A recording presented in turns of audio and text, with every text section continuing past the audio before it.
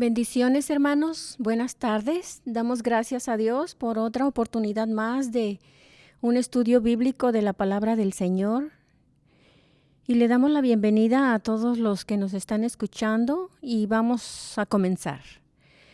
Nuestro estudio está basado en la segunda epístola del apóstol Pedro y en el capítulo 1. Si son tan amables de buscar en su Biblia, Segunda de Pedro, capítulo 1, vamos a leer nada más los versículos del 1 al 4. Si están listos, comenzamos.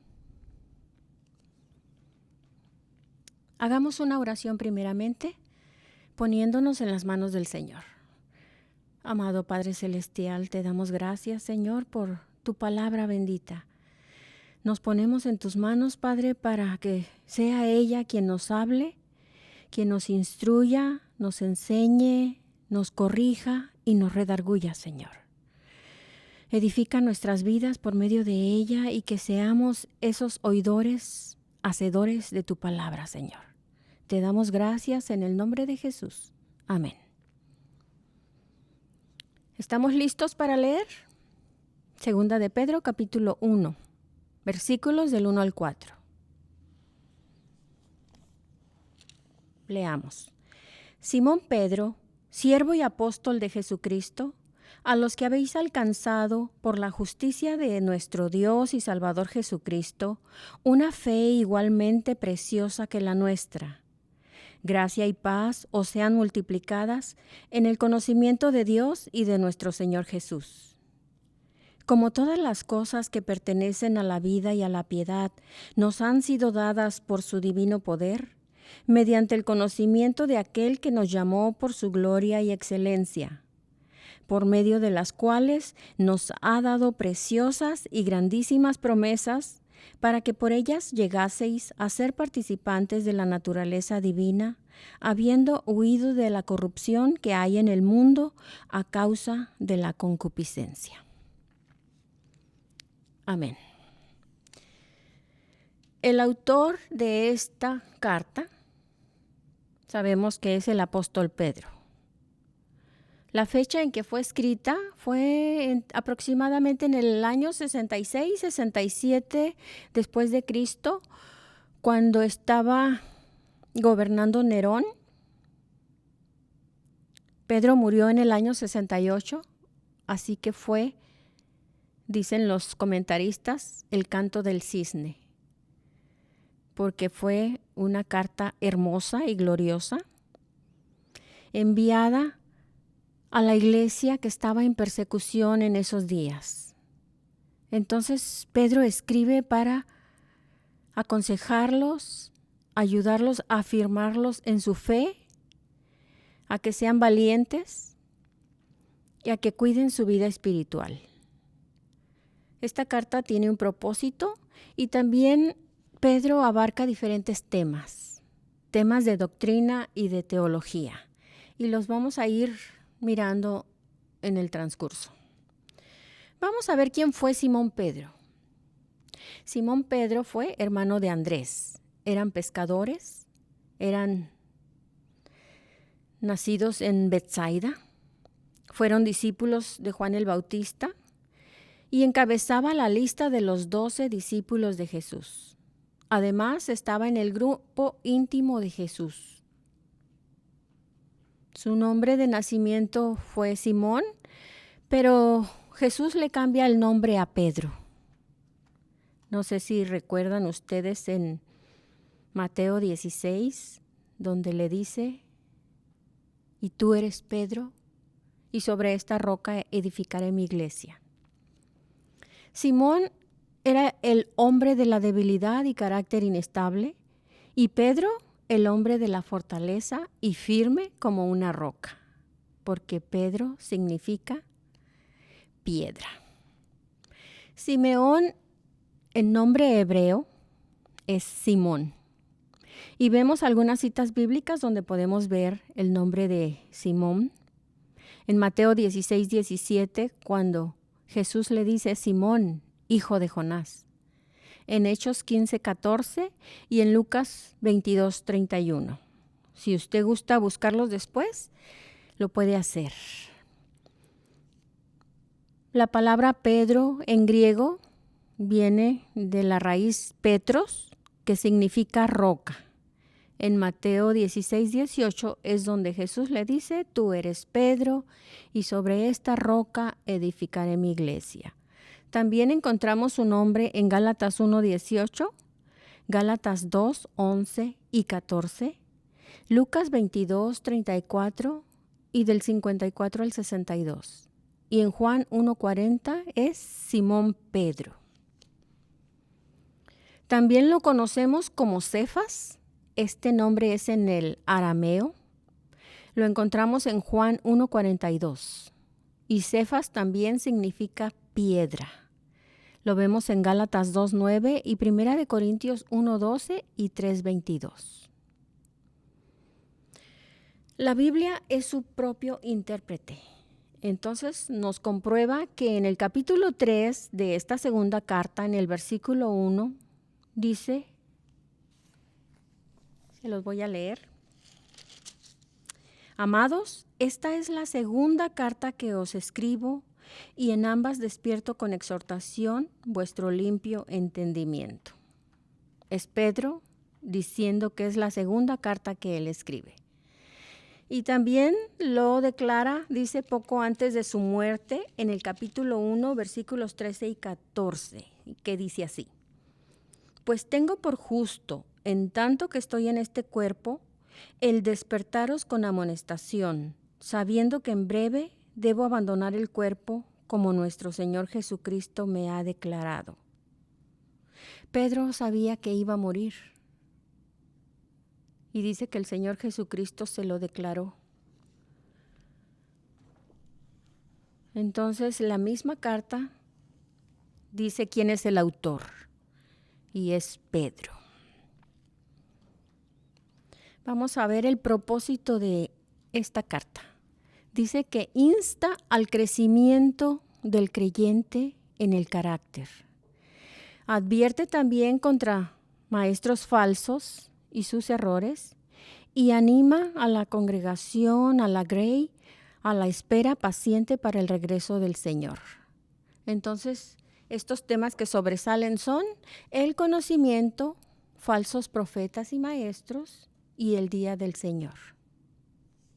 Son los temas principales de esta epístola.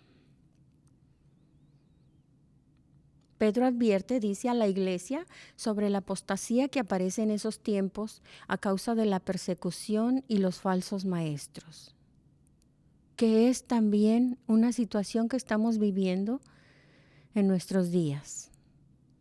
También advierte a la iglesia que solo hay una manera de prepararse para enfrentar esa apostasía y también los falsos maestros, y es afianzándose en las Sagradas Escrituras. Solo a través del conocimiento,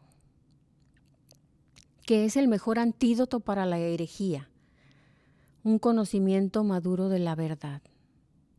Quiere decir que si nosotros tenemos conocimiento de la palabra de Dios, no podemos ser engañados, porque vamos a identificar dónde aparece esa herejía. Exhorta también a sus lectores a vivir una vida santa y piadosa mientras esperan la venida de Cristo. Y como último versículo, como mandamiento, como sentencia, dice a crecer en la gracia y conocimiento del Señor. Es para cada uno de nosotros también estas recomendaciones de Pedro.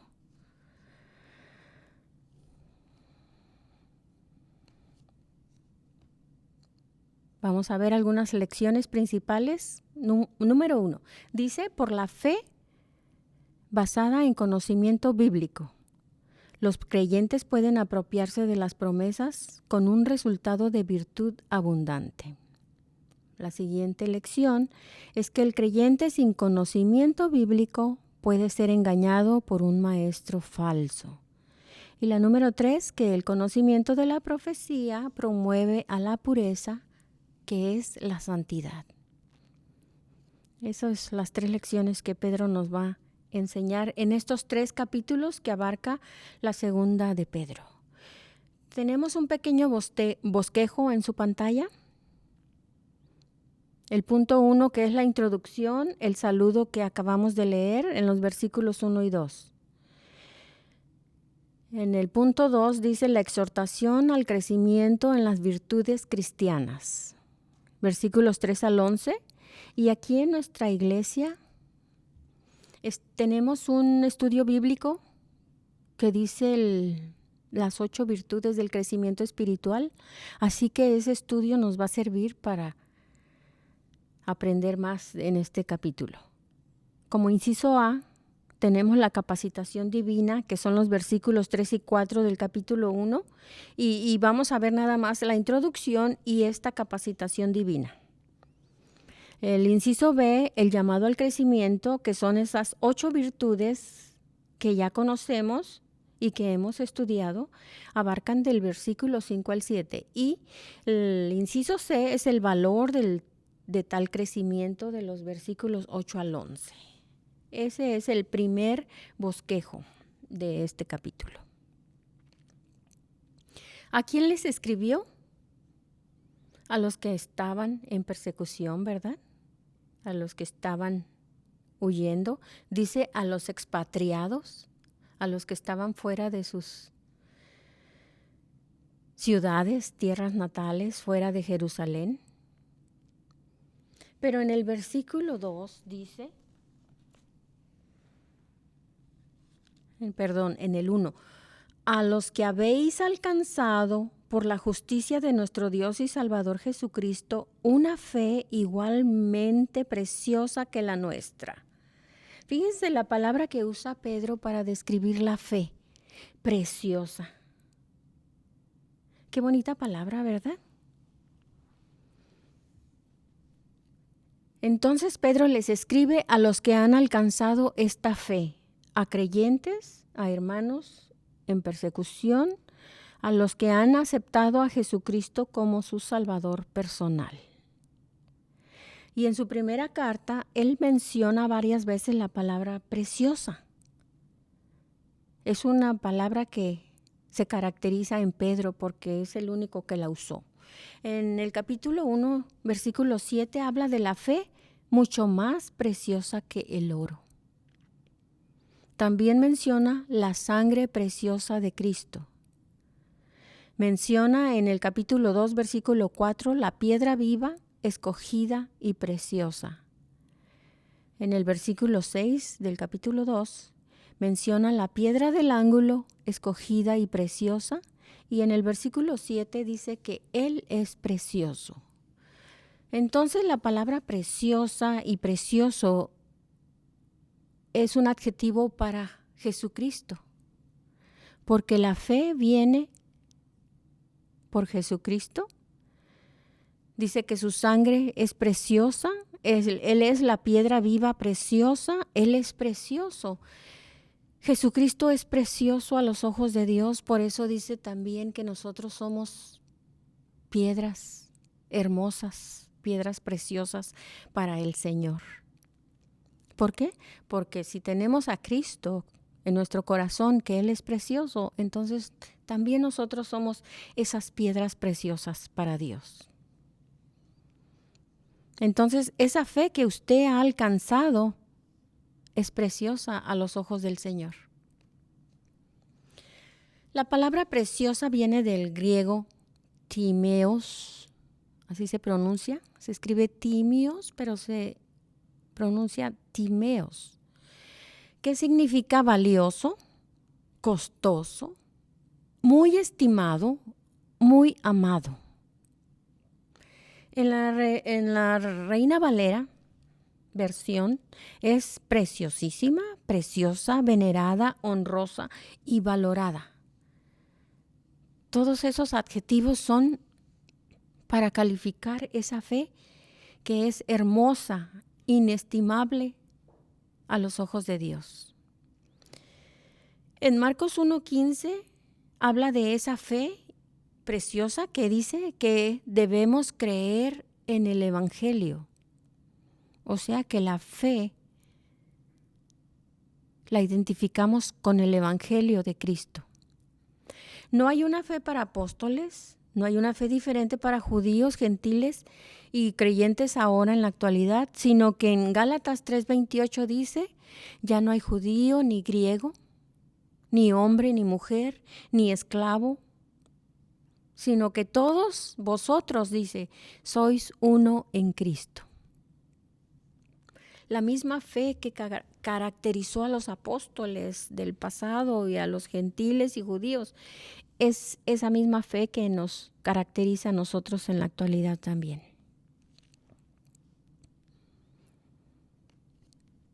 Vamos a ver la fe, que significa en el griego pistis, que es creer, confianza, certeza, convicción, doctrina, creencia. Estos conceptos, hermanos, porque ustedes ya son creyentes, ya lo saben. Pero si no tenemos mucho conocimiento en la palabra del Señor, entonces aquí vamos a ir aprendiendo. ¿Ok? A esos hermanos dice que tienen una fe igualmente que la nuestra, que es preciosa. A ellos les está hablando Pedro. En la carta primera, capítulo 1, él menciona la fe también. Dice que vuestra fe sea en Dios. En el 1:23 dice, siendo renacidos. En el 1:9, el fin de vuestra fe es la salvación. Y en el capítulo 2, versículo 2, dice que como niños recién nacidos crezcáis para salvación. Esta es una fe que salva. Pedro está hablando de una fe salvífica. Sabemos que hay una fe intelectual que está solo en nuestra mente, pero cuando baja a nuestro corazón es una fe que salva. Es una transformación que hace en nuestras vidas porque dice que somos renacidos. El fin de vuestra fe dice que es la salvación y entonces somos una nueva criatura. Hemos tenido un nuevo nacimiento por medio de esa fe y ahora vamos a, dice, desear esa palabra del Señor como leche, como niño recién nacido para que podamos ser alimentados y podamos crecer. Dice que alcanzamos esa fe por la justicia de nuestro Dios y Salvador Jesucristo. No fue por nuestro mérito, no fue porque nosotros hicimos algo, ni porque nosotros quisimos acercarnos. No, dice que la alcanzamos por la justicia de nuestro Dios y Salvador Jesucristo. Entonces tenemos que fe es ese conjunto de verdades que llamamos el Evangelio. Entonces, si nosotros ya hemos recibido el Evangelio, tenemos una responsabilidad de lo que vamos a hacer con él. ¿Y cuál es esa responsabilidad? Compartir y llevar el Evangelio, dice, hasta lo último de la tierra. La justicia es un atributo de Dios. Sabemos que es un Dios justo, pero esta justicia está revelada en su Hijo Jesucristo. Romanos 4:1 dice, les voy a leer nada más donde se menciona la justicia. Dice, por la justicia de la fe. Romanos 5:1, justificados pues por la fe, tenemos paz para con Dios por medio de nuestro Señor Jesucristo. En el versículo 2 dice, por quien también tenemos entrada por la fe a esta gracia en la cual estamos firmes. Y Romanos 4:16 dice que es por fe para que sea por gracia. La justicia de Dios y Salvador Jesucristo es la justicia de Jesús, la justicia de Jesucristo. Es el sacrificio perfecto que satisfizo a Dios. Él tomó nuestro lugar en la cruz del Calvario. Él pagó el precio. Él recibió el castigo y por su sacrificio es que nosotros somos aceptos en el amado. Jesús fue el sacrificio perfecto para calmar, para minorar la ira de Dios, porque dice que la ira de Dios está sobre los hijos de desobediencia. La ira de Dios se enciende por el pecado. ¿Recuerdan ustedes que se hacían sacrificios? Una vez al año el sacerdote entraba al lugar santísimo y ofrecía ese sacrificio, pero solo se cubrían los pecados. Pero el sacrificio de Jesucristo dice que fue perfecto y satisfizo a Dios. Entonces nosotros ahora tenemos una nueva posición en Cristo por haberlo aceptado por medio de la fe, y dice que somos justificados ante el Padre, justificados por ese sacrificio. Ese sacrificio dice que no nos hace culpables delante de Dios, borra nuestros pecados, la deuda está pagada y entonces ya somos justos delante de Dios. Es la justicia de Jesucristo la que nos cubre a nosotros. En el griego la palabra justicia es dikaiosnei.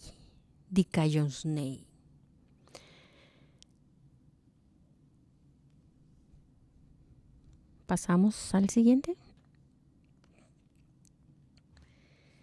En el versículo 2 dice, gracia y paz os sean multiplicadas en el conocimiento de Dios y de nuestro Señor Jesús. Perdón. La palabra gracia y paz era un saludo común en esos días.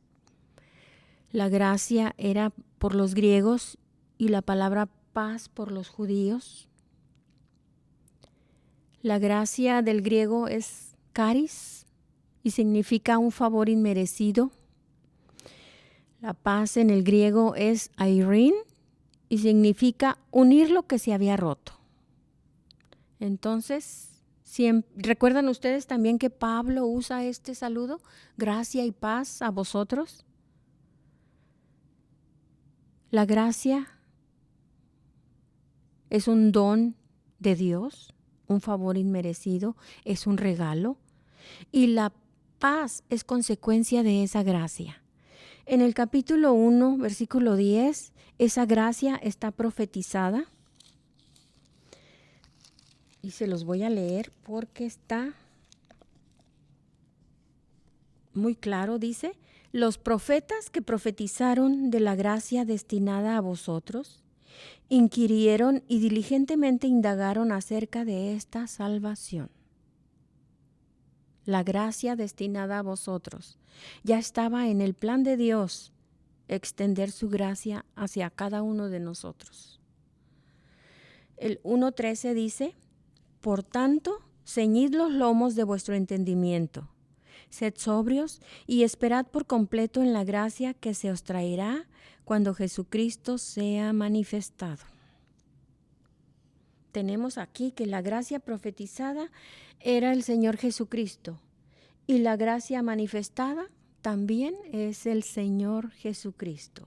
Entonces, si nosotros hemos alcanzado esa gracia, quiere decir que hemos alcanzado a nuestro Señor Jesucristo. Y como consecuencia dice que tenemos esa paz. ¿Cuándo se perdió la paz entre el Dios y el hombre? Se perdió en el jardín del Edén por la desobediencia.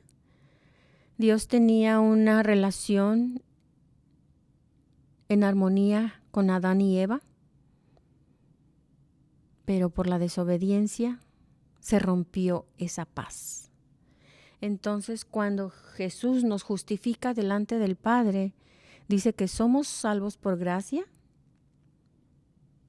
nos reconcilia con el Señor y tenemos esa paz nuevamente. La palabra gracia hace referencia a la redención. Gracia es lo que Dios ha hecho en Cristo. Gracia es una palabra que resume toda la salvación que tenemos todos los creyentes. Efesios 2:8 dice que por gracia somos salvos. Romanos 3:24 dice, siendo justificados gratuitamente por su gracia.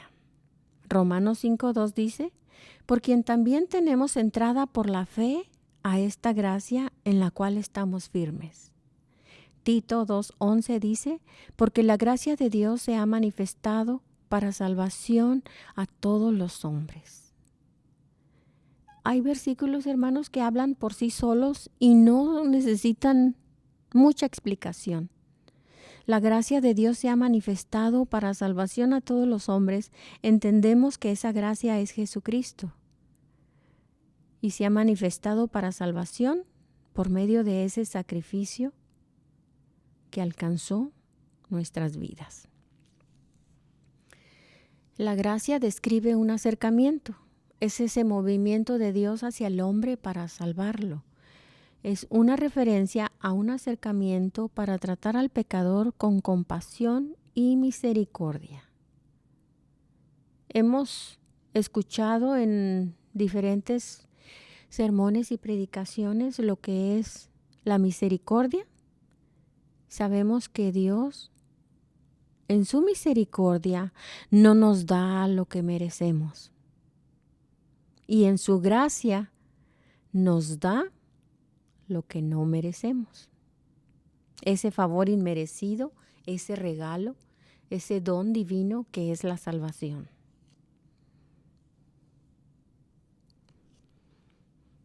La paz dice que es el efecto de la gracia. Paz es el resultado de la obra de Cristo en la cruz. La paz es el ministerio de la reconciliación, porque dice que Jesús nos reconcilió con Dios.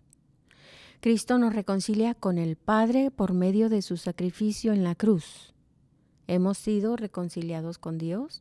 Ahora estamos en paz con nuestro Creador y podemos decir que la gracia es una referencia a la fuente de nuestra redención y la paz es el resultado de esa gracia. Todos los que estamos en Cristo hemos recibido esa gracia y ahora tenemos paz con Dios. La gracia es el fundamento de la salvación y la paz es el efecto de la salvación. La gracia de Dios nos ha otorgado paz con Dios. Esa paz es con nuestro Dios, pero también tenemos la paz de Dios en nuestros corazones. La segunda parte del versículo dice, vamos en el 2.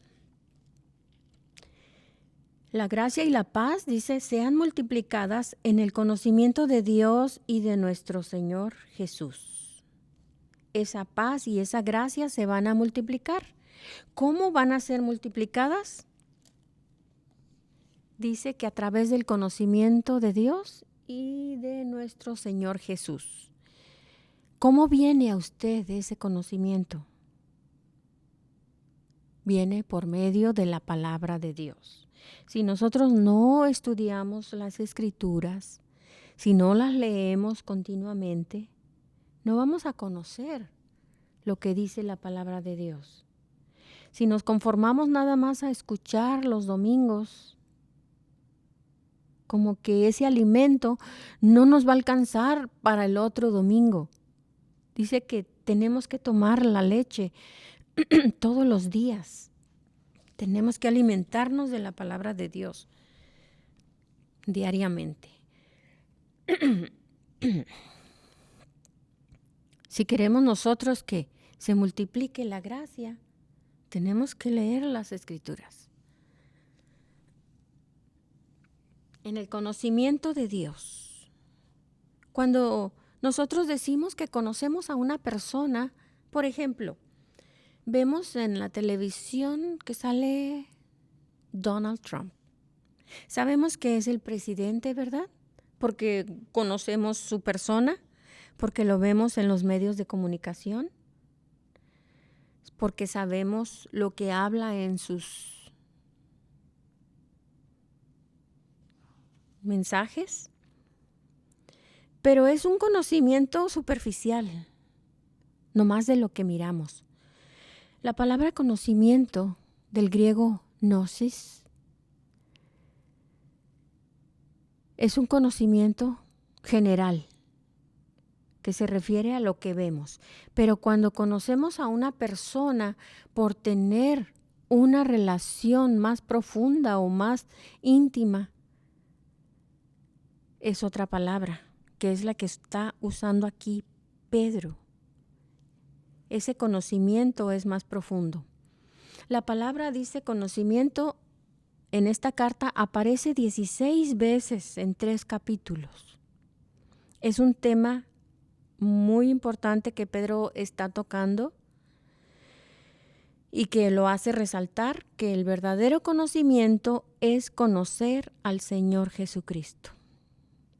Juan 17:3 dice, y esta es la vida eterna, que te conozcan a ti, el único Dios verdadero, y a Jesucristo a quien has enviado. Ese conocimiento debe ser profundo. Vamos a ver la palabra que usa.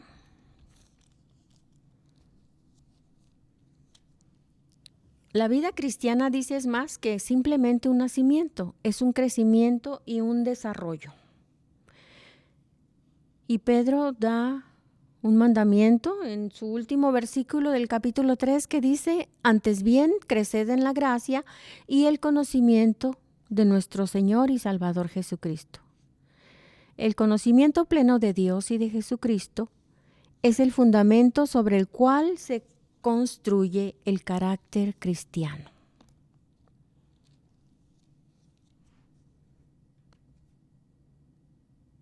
El conocimiento de Dios es el propósito del ser humano. En Jeremías 9, 23 y 24 es dos versículos muy hermosos que dice, así ha dicho Jehová, no se alabe el sabio en su sabiduría, ni en su valentía se alabe el valiente, ni el rico se alabe en sus riquezas, mas alábese en esto el que haya de alabarse, en entenderme y conocerme que yo soy Jehová, que hago misericordia, juicio y justicia en la tierra, porque estas cosas me agradan, dice Jehová. Si nosotros queremos alabarnos en algo, dice que tiene que ser en entender y conocer quién es Jehová. Vamos a ver Isaías 43, 10 al 12. Vosotros sois mis testigos, dice Jehová, y mi siervo que yo escogí, para que me conozcáis y creáis y entendáis que yo mismo soy.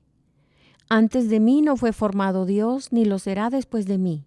Yo soy Jehová, y fuera de mí no hay quien salve. Yo anuncié y salvé, hice oír, y no hubo entre vosotros Dios ajeno. Vosotros pues sois mis testigos, dice Jehová, que yo soy Dios. Sabemos que hay un Dios todopoderoso, y Él es el único y sabio Dios. En este versículo, Pablo usa la palabra griega epignosis, que se refiere a un conocimiento superior y conocimiento pleno. Muchas veces decimos que no nos conocemos ni nosotros mismos, ¿verdad? O los que tienen su pareja dicen, es que nunca termino de conocerlo. Pero para nosotros conocer a Dios, tenemos que leer su palabra, y dice que no es conocerlo así superficialmente, sino que es un conocimiento superior, y eso es lo que Pedro está exhortando a que hagamos nosotros, a que profundicemos ese conocimiento por medio de esa relación con su Hijo Jesucristo. Ese conocimiento viene, dice, cuando el Espíritu Santo toma las cosas de Cristo y las hace reales para nosotros.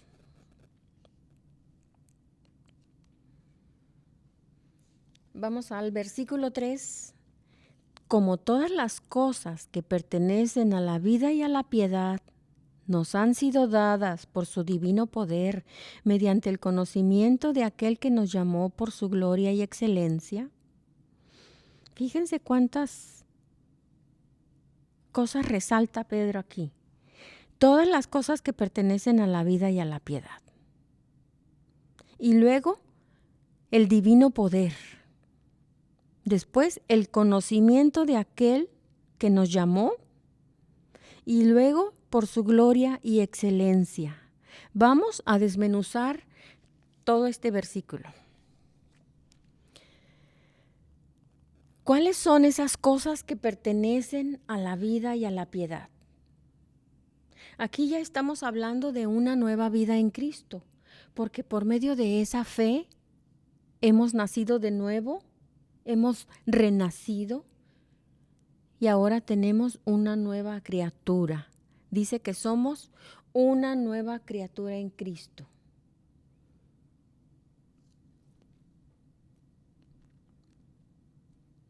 En Gálatas 2:20, Pablo dice, ya no vivo yo, mas Cristo vive en mí. Esas cosas que pertenecen a la vida y a la piedad es vivir una vida plena en Cristo. Es vivir la vida cristiana andando en el Espíritu. Piedad significa virtud y dice que debemos vivir una vida virtuosa. Todas esas cosas que pertenecen a la vida y a la piedad están abarcadas en el estudio bíblico que tenemos de las 8 facetas espirituales para el crecimiento de los creyentes. Así que si usted desea ahondar más en estas cosas, hay que tomar ese estudio bíblico. Este fue un paréntesis nada más. Pedro ya lo explicó en su primera carta. En todos los estudios que nos dio nuestro pastor, habló acerca de la identidad que tenemos en Cristo ahora. Y Pedro menciona la vida anterior que teníamos. En estos versículos que voy a mencionar, dice 1:14, deseos que antes teníamos estando en nuestra ignorancia. Teníamos una vana manera de vivir.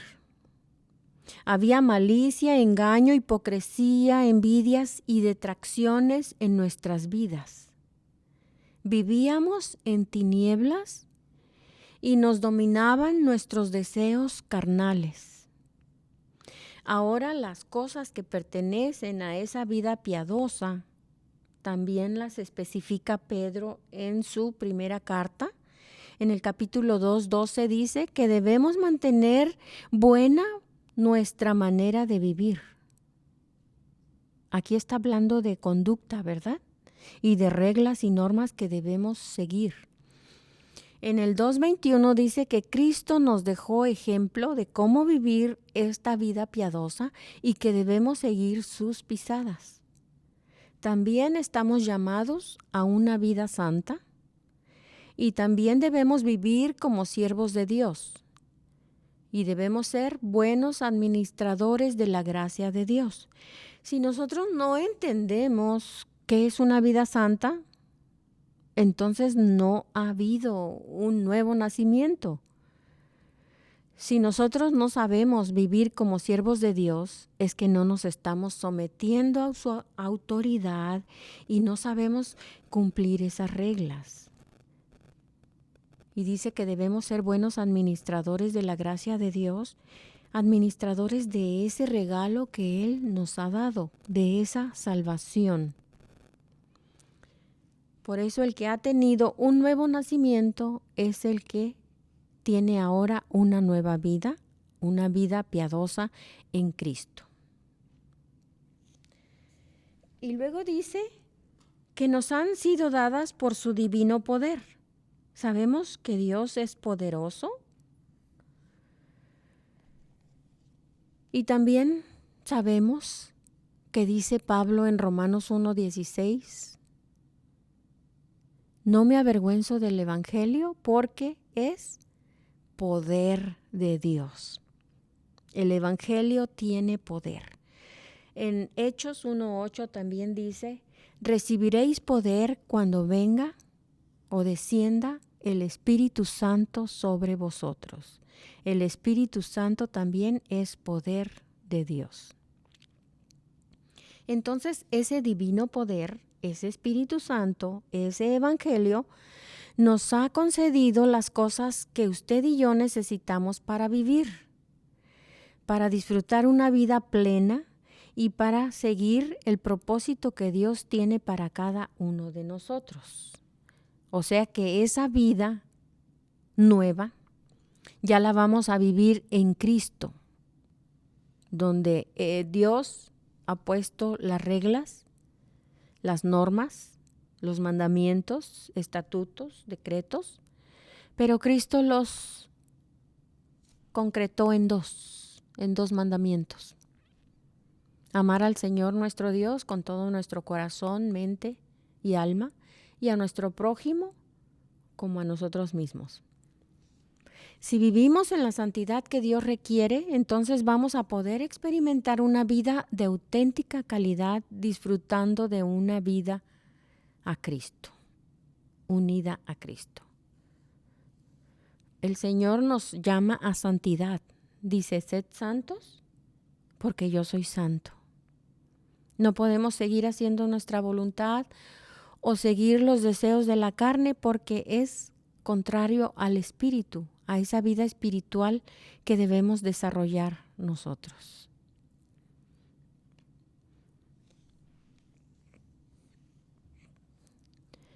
La transformación se da en el área espiritual para que produzca un cambio en la vida natural. Entonces, si no ha ocurrido nada en la vida espiritual, entonces no hay transformación en nuestras vidas, porque no es por mérito propio. Porque si es en mis fuerzas o en mi voluntad, me voy a cansar. Por ejemplo, quiero ser paciente y le decimos a nuestro hijo, ya te he tenido paciencia todo este tiempo, pero ya me cansé. Si estamos en la vida espiritual, el Señor nos ayuda a desarrollar el fruto del Espíritu. Y una virtud es la paciencia. Y la paciencia en la vida espiritual no se termina y no cansa. Entonces, esa transformación tiene que darse en nuestras vidas porque hubo un cambio en nuestra vida espiritual. ¿Qué quiere decir eso? Que hemos pasado de muerte a vida. Porque dice que mediante el conocimiento de aquel que nos llamó por su gloria y excelencia. Aquí hay un llamado. ¿Dónde estábamos nosotros antes de venir al Señor, antes de que Él nos llamara? Dice que estábamos muertos en delitos y pecados, que vivíamos en tinieblas, que andábamos en los deseos de la carne, pero ahora dice que Él nos llama. ¿Qué nos impide, dice, llevar una vida santa, una vida cotidiana temerosa de Dios?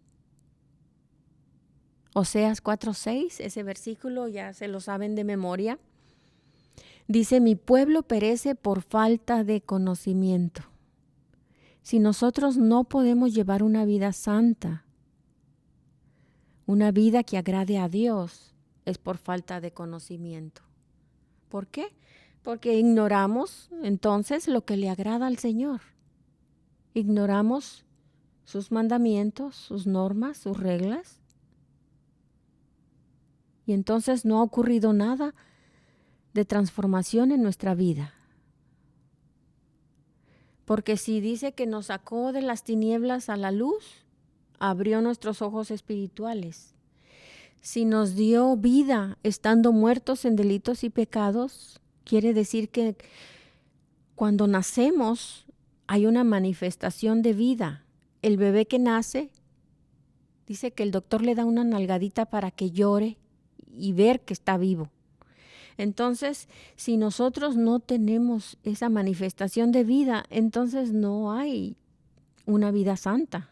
Seguimos en muerte. Entonces, esa falta de conocimiento nos tiene en tinieblas. No podemos agradar a Dios ni vivir una vida santa porque no estamos aprendiendo, creciendo, alimentándonos. Y dice el versículo de Oseas 4:6, dice, y como tú rechazaste el conocimiento, yo te rechazaré a ti de mi sacerdocio, y por haber olvidado la ley de tu Dios, también yo me olvidaré de tus hijos. Lo que nos impide llevar la vida santa es la falta de conocimiento. ¿Entendemos bien eso?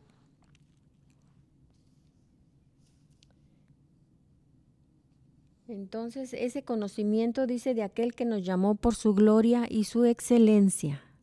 Cuando dice nos llamó, hay un llamado. Aquel que nos llamó, dice, es santo y nos llama a santidad. Nos llamó por su gloria, significa ser y vivir como Cristo. Nos llamó por medio de Cristo y por su excelencia. Vamos a ver. Por excelencia dice que es un vocablo de latín que permite resaltar la considerable calidad que convierte a un individuo u objeto en merecedor de una estima y aprecio elevados. Se relaciona a la idea de perfección y a las características sobresalientes, y también puede tratarse de una condición moral muy elevada. Pero cuando nos referimos a la excelencia de Dios, dice, por antonomasia, con más propiedad o derecho que nada o nadie a ser calificado así. Dios es el único que tiene excelencia, nadie más. Entonces, por medio de su excelencia, dice que nos llamó por su gloria,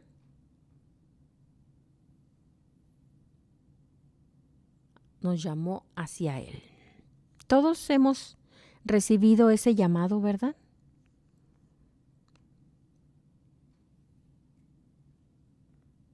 Vamos al versículo 4. Por medio de las cuales, dice, nos ha dado preciosas y grandísimas promesas. Fíjense cada tema que Pedro va incluyendo y lo tenemos que desglosar un poco para saber a qué se refiere. Nos ha dado preciosas y grandísimas promesas. Y ahorita vamos a ver cuáles son esas promesas. Para que por ellas, dice, llegaseis a ser participantes de la naturaleza divina. Por medio de esas promesas, vamos a llegar a ser participantes de la naturaleza divina. Y vemos otro tema aquí.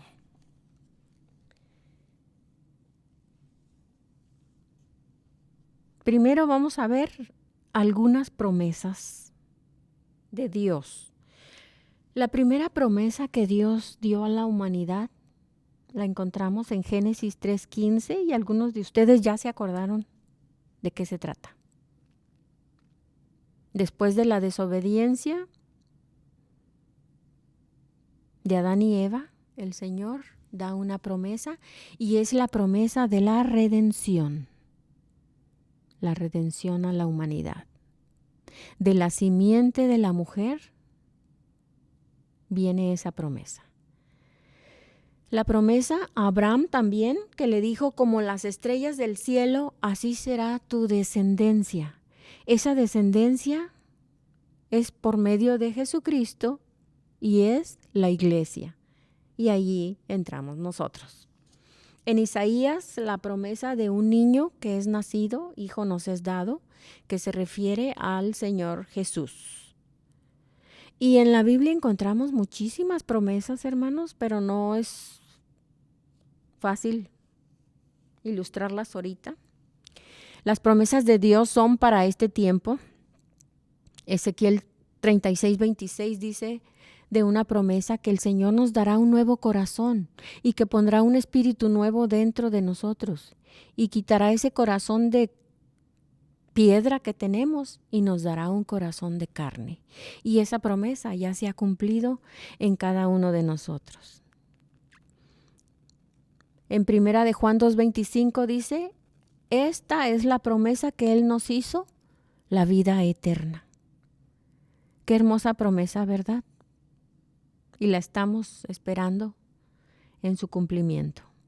En 2 Corintios 1, 19 al 20 dice, porque el Hijo de Dios, Jesucristo, no ha sido sí y no, mas ha sido sí en Él, porque todas las promesas de Dios son en el sí y en el amén por medio de nosotros, para la gloria de Dios. Todas las promesas de Dios se cumplen. Otra promesa en Juan 14, 16 al 18 es la promesa del Espíritu Santo cuando dice, y os enviaré a otro consolador. Mateo 28, 20 también nos promete que dice, yo estoy con vosotros todos los días de vuestra vida hasta el fin del mundo. Qué hermosas promesas, dice, preciosas y grandísimas promesas. Y esas promesas las creemos y se han cumplido, porque dice que se cumplen en el sí y en el amén. Y por medio, dice, de estas promesas, vamos a ser participantes de la naturaleza divina. En el capítulo 1 de Primera de Pedro, versículo 23, dice que siendo renacidos, no de simiente corruptible, sino de incorruptible, por la palabra de Dios que vive y permanece para siempre. Dice que hemos renacido de una simiente incorruptible. La simiente incorruptible es de Dios. Y dice que nos viene por la palabra de Dios que vive y permanece para siempre. Esto está tremendo, hermanos. Ya estamos siendo partícipes de la incorruptibilidad por la palabra de Dios. Además, dice en el capítulo 2, 9, versículo que también todos lo saben de memoria, que somos un pueblo adquirido por Dios. No es nuestro mérito, ni porque nosotros queremos. Recibimos un llamado. Por medio de su Hijo Jesucristo, Dios nos adquirió y ahora somos pueblo suyo. En Efesios capítulo 1 aparecen muchas bendiciones espirituales y nuestro pastor nos ha hablado muchas veces de ellas. En el versículo 5 dice que somos adoptados hijos suyos. Qué hermoso, ¿verdad? Ser llamados hijos de Dios. Pertenecer a la familia cristiana. Al ser ya hijos de Dios, estamos participando de esa naturaleza divina. En el versículo 6, seguimos en Efesios 1, dice que somos aceptos en el amado. Dios nos recibe por medio de su Hijo Jesucristo. Es esa nueva posición que tenemos en Cristo ahora. Y luego en el versículo 11 dice, tuvimos herencia. Después de ser aceptados como hijos suyos, como hijo de Dios, también dice que nos comparte esa herencia. Y también dice que somos coherederos en Cristo. Y otro punto también, en el versículo 13 dice que somos sellados con el Espíritu Santo. Al ser ese sello, refleja la autenticación de que somos propiedad de Dios. Y al ser propiedad del Señor, también somos participantes de la naturaleza divina. Ser partícipe de la naturaleza divina significa que las características de la naturaleza de Dios se vuelven mías. A través de su obra en mí, manifestamos la manifestación de una nueva naturaleza, es que dice que ahora tenemos la mente de Cristo. Nosotros debemos pensar como Cristo, hacer lo que Cristo hace, lo que Cristo hizo, y hablar lo que Cristo habla y dice también. El Espíritu Santo también intercede por nosotros y también habla por nosotros. Nosotros solo somos ese instrumento que el Señor puede usar. También nos da la libertad de operar en el Espíritu Santo. Y somos responsables de acuerdo al orden que Dios estableció. Cuando dice que somos participantes, quiere decir que vamos a ser parte de, o vamos a formar parte. Por ejemplo, cuando juegan fútbol los domingos aquí en la iglesia los hermanos, si nosotros estamos mirando, somos espectadores. Pero si nos metemos a jugar, vamos a ser participantes. Y cuando somos participantes tenemos la libertad de jugar, pero también tenemos la responsabilidad de jugar bien y hasta hacer que el equipo gane. Entonces, cuando somos participantes de la naturaleza divina, es porque ya aceptamos a Jesús en nuestro corazón, porque Él dijo que hizo morada en nosotros, y Dios también, y el Espíritu Santo. Entonces, tenemos esa libertad en el Espíritu Santo, pero ahora somos responsables de acuerdo al orden que Dios ha establecido en su plan para nuestra vida. Cuando somos espectadores, pues no estamos siendo parte de. Pero ahora que somos partícipes, somos parte, tenemos en nosotros esa naturaleza divina del Señor, tenemos una gran responsabilidad. Y la última parte dice, habiendo huido de la corrupción que hay en el mundo a causa de la concupiscencia. Aquí hay dos palabras que hasta podemos pensar que es lo mismo, pero no. Corrupción que hay en el mundo. La corrupción, vamos a ver, lo vamos a ejemplificar, por ejemplo, en la política, que dicen, no, ese es un candidato corrupto. ¿Qué quiere decir? Que la corrupción está dentro de él, no en el sistema, no en el gabinete, sino que esa corrupción que hay en el mundo también se refiere a la carne, a nuestra pecaminosidad. Dice que debemos huir de esa corrupción, porque dice que hay en el mundo a causa de la concupiscencia. ¿Qué es la concupiscencia? Son esos deseos desordenados, malos deseos pecaminosos, que nuestra carne, ¿verdad?, los manifiesta, pero dice que debemos huir. Si Dios nos sacó de esa corrupción, entonces nosotros debemos mantener nuestra casa limpia, nuestro templo del Espíritu Santo. Y no debemos dejarnos llevar, dice, por nuestra concupiscencia, por esos deseos carnales, y nos exhorta, dice, huid de esos deseos carnales que batallan contra el alma. Entonces, si somos partícipes de esa naturaleza divina, no puede haber corrupción ni concupiscencia en nosotros. ¿Por qué? Porque tenemos que huir, porque ya somos parte de la naturaleza de Dios. Espero que hayamos podido desglosar bien estos temas que son muy profundos, ¿verdad?, de Pedro.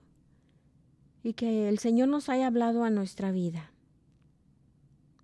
de que Él nos ha dado tantas promesas, de que nos ha dado su divino poder y que debemos crecer en el conocimiento y la gracia del Señor. O sea que no podemos quedarnos estancados, debemos seguir buscando. Dice, oh profundidad de las riquezas de Dios, ¿verdad?, insondables. No podemos quedarnos o conformarnos con poquito, hermanos. Hay que seguir buscando de Dios. Y hasta ahí va a llegar nuestro estudio, porque ya es tiempo, vamos a hacer una oración para despedirnos. Padre Celestial, te damos gracias por tu palabra bendita, Señor.